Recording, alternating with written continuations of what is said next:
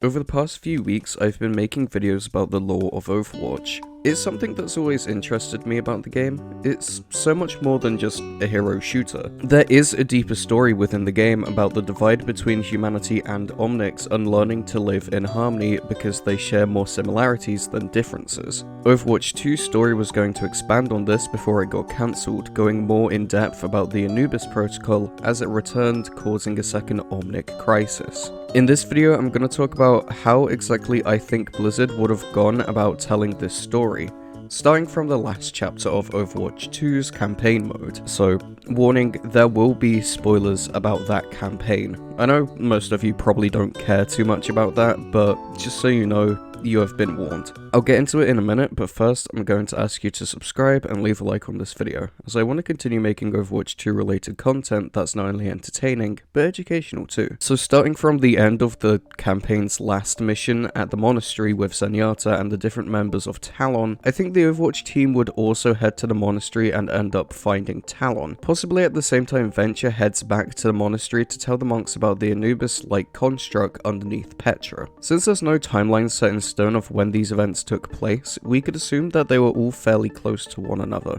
Obviously not within days, but maybe a week or two. Here, the monastery and Winston would explain what the construct is and why exactly it's bad, prompting the two factions to stop warring with one another and come together to shut down the construct once and for all. From here, gameplay-wise, we'd probably get a few more rally missions where we save specific countries and expand our army, visiting places like Numbani to employ both Orisa and Effie, and Japan to employ Kiriko and the Shimadas. Overwatch is going to need as much help as they can get, and we know that both of these countries have a rather large Omnic population, especially Numbani. I don't know if we'd end up going to Junktown and getting help from Junkrat and Roadhog, but I suppose if the team wanted to write them into the main storyline, they could. I doubt it though. This is where we'd get towards the end of the story, doing a few missions here and there before we get to the final mission. Shut down the Anubis-like protocol once again and restore peace to the world.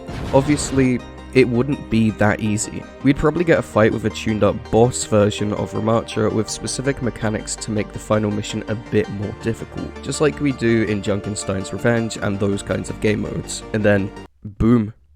I guess the real Overwatch were the friends that we made along the way. Cue credits, title screen, and after credits saying there's still a fight to be fought and we need to do cleanup duty, yada yada yada. But that just about does it for this video.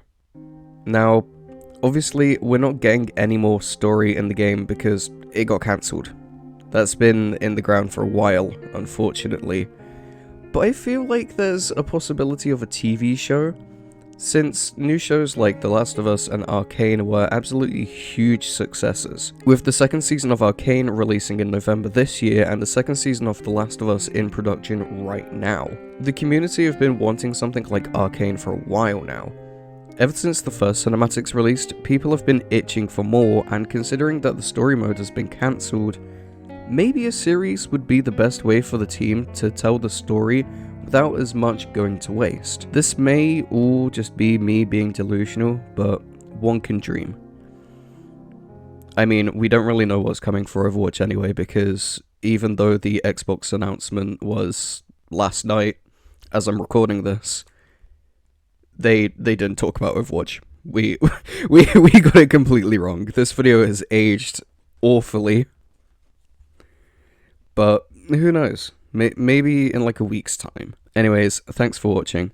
Once again, I'm going to ask you to like this video, as it lets me know that you find these videos not only to be helpful, but entertaining. This video was a bit of a doozy, but I just wanted to make something fun while still also talking about the lore.